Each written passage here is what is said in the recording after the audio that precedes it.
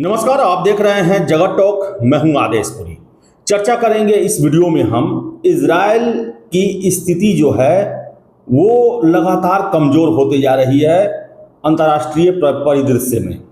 आपको बता दें कि फिलिस्तीन और ख़ासकर गाजा में जो स्थितियां बनी है, जिस तरह वहाँ भूखमरी और कुपोषण का मामला सामने आ रहा है, उसकी वजह से यूरोपियन देश जो एक समय तक इजराइल के लिए ढाल बने हुए थे, वो अब पैर खींचना शुरू कर दिए हैं और एक तरह से कहा जाए तो इजराइल के सामने शर्तें रखना शुरू कर दिए हैं।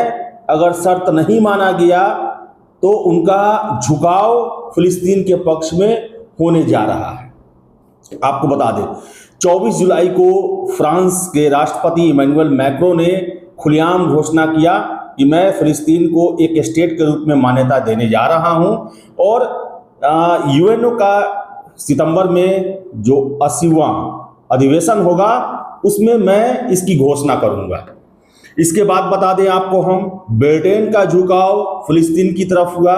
ब्रिटेन के द्वारा भी इजराइल के द्वारा फिलिस्तीन में शांति प्रयास को लेकर कदम उठाने का अपील किया गया और यह भी कहा गया कि हम भी इस पर विचार कर सकते हैं कि फिलिस्तीन को एक स्वतंत्र स्टेट की मान्यता दें। वही अब बता दें, कनाडा के द्वारा भी स्पष्ट निर्देश दे दिया गया है कि अगर गाजा में फिलिस्तीन में दीर्घकालीन शांति की व्यवस्था इजराइल के द्वारा नहीं की जाती है तो हम सितंबर में होने वाले यूएनओ के बैठक में फिलिस्तीन को मान्यता दे सकते हैं।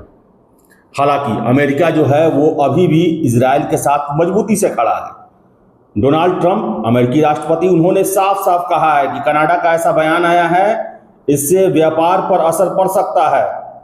जो ट्रेड डील होने वाली है वो खटाई में जा सकती है।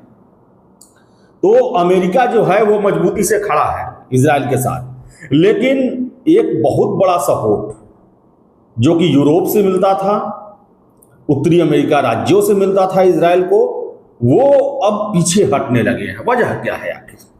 वजह यह है कि अब बता दें आपको, इसमें जो खबरें निकल के आ रही हैं कि फिलिस्तीन के द्वारा हमेशा से एक ह्यूमैनिटेरियन ग्राउंड खोजा जाता है और इसी मानवीय आधार पर पश्चिम के राष्ट्र फिलिस्तीन को मदद करने के लिए या फिर दुनिया भर के राष्ट्र तैयार हो जाते हैं। अब देखिए, इजराइल के द्वारा ये पक्ष रखा जा रहा है कि जो गाजा में परिस्थितियां हैं उतनी भयावह नहीं है जितना उसको परोसा जा रहा है।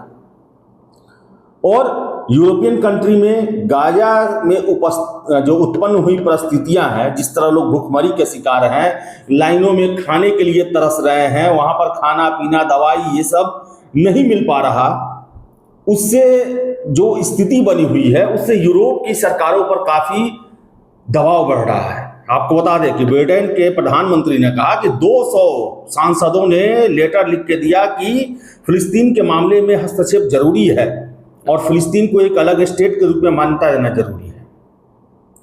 अब बताएं आपको हम कि फिलिस्तीन जो है वो दो भाग है मुख्यतः वहां पर, एक वेस्टलैंड जो है और दूसरा है गाजा पट्टी। वेस्टलैंड में वहां पर आपको बता दें फिलिस्तीन अथॉरिटी, फिलिस्तीन प्राधिकार जो है उनका शासन चलता है, जिसके प्रधानमंत्री महमूद अब्बास हैं, और गाजा में हमास का अधिकार है, प्रभाव है वहां पर। और देखिए, जो पूरी दुनिया जो है, ये सारा घटना जो अभी हुआ है, जो अभी गाजा में स्थिति है, उसके लिए इजराइल को जिम्मेदार मान रही है। लेकिन कोई भी देश सबसे पहले ये बोलने को तैयार नहीं है कि जो हमास जो है 23 अक्टूबर 2023 को इजराइल के बहुत सारे लोगों का अपहरण किए हैं, उनको वापस कर दे।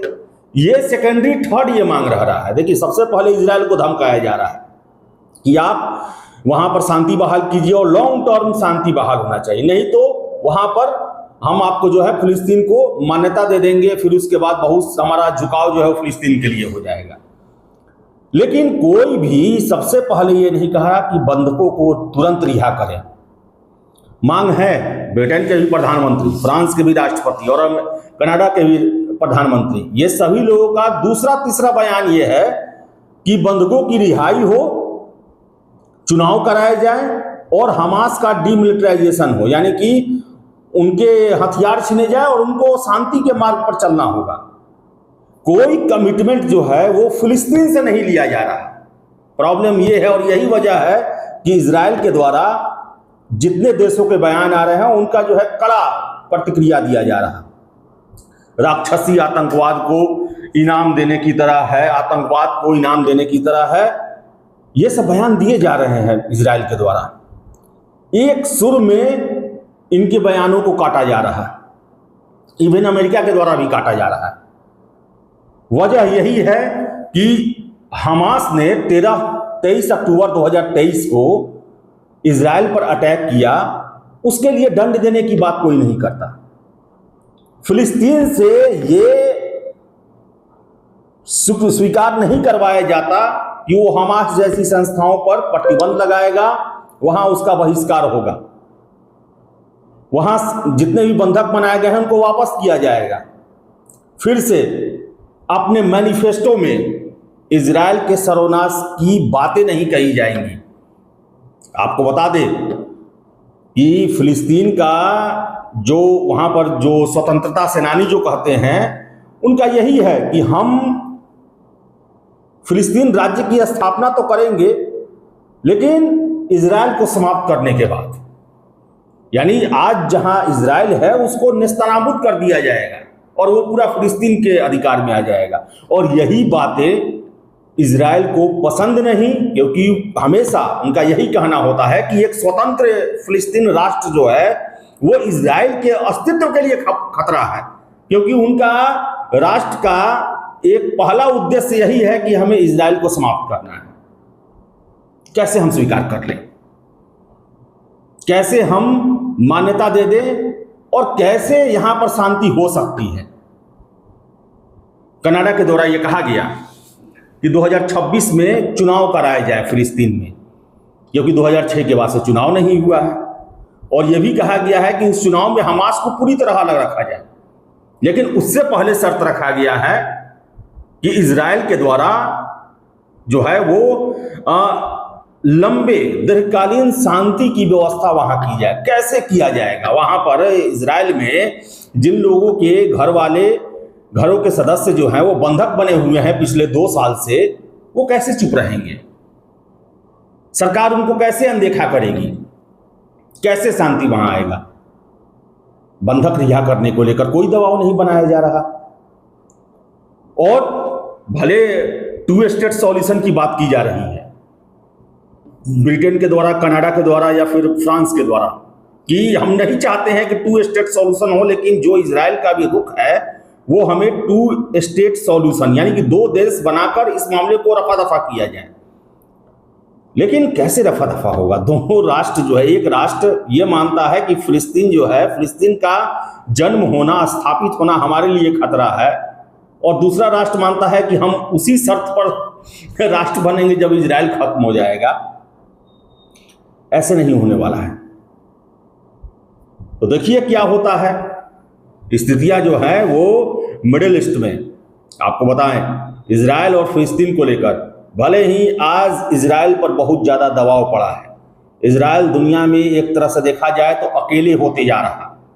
हो सकता है कि ब्रिटेन, फ्रांस, कनाडा, जब ऐसे देशों के द्वारा इजराइल के खिलाफ कदम उठाने की बातें कही जा रही हैं, तो और भी देश प्रभाव में आकर इजराइल के खिलाफ कदम उठाने की बात कर सकते हैं।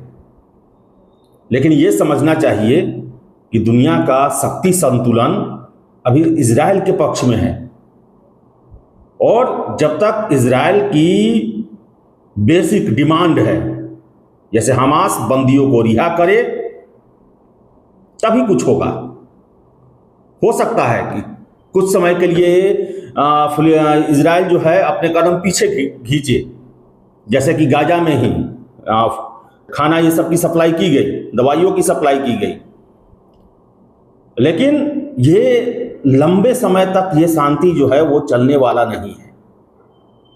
जब तक कि दोनों स्टेट एक दूसरे को अपने लिए खतरा नहीं मानेंगे, एक दूसरे की सार्वभौमिकता का सम्मान करेंगे, सीमाओं का सम्मान करेंगे, एक दूसरे के क्षेत्र पर अपना अधिकार नहीं जताएंगे, तब तक शांति आनी असंभव है। और ये प्रयास दोनों तरफ से होना चाहिए, कमिटमेंट दोनों तरफ से होना चाहिए। अलग बात है कि आज गाजा में जो आप फोटो देखते हैं कि कैसे बच्चे वहाँ पर कुपोषण के शिकार हैं, भूख से लोग मर रहे हैं, पानी नहीं है, दवाइयाँ नहीं हैं, बेसिक जो सुविधा होता है वो नहीं है, पूरा गाजा स्ट्रिप जो है वो खंडहर बना हुआ है। लेकिन गाजा के लोगों को भी प्रश्न उठाना चाहिए कि उनके यहाँ का संगठन हमास जो है आखिर उन बंधकों को रिहा क्यों नहीं कर रहा, क्यों नहीं शांति बहाली की कोशिश की जा रही।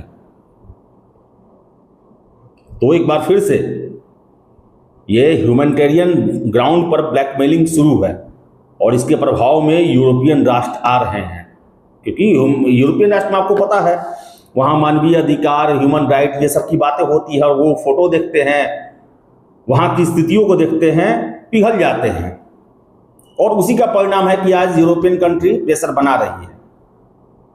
लेकिन ये हालात आखिर इतने भयावह क्यों हुए हैं, इसकी तह में जाने का कोई प्रयास नहीं कर रहा।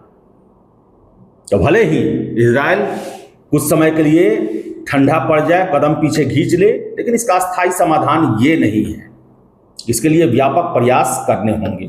देखिए आगे आगे क्या होता है। फिलहाल इस वीडियो में इतना ही। वीडियो पसंद आए लाइक शेयर करें, हमारे चैनल जगत टॉक को सब्सक्राइब जरूर कर ले। धन्यवाद।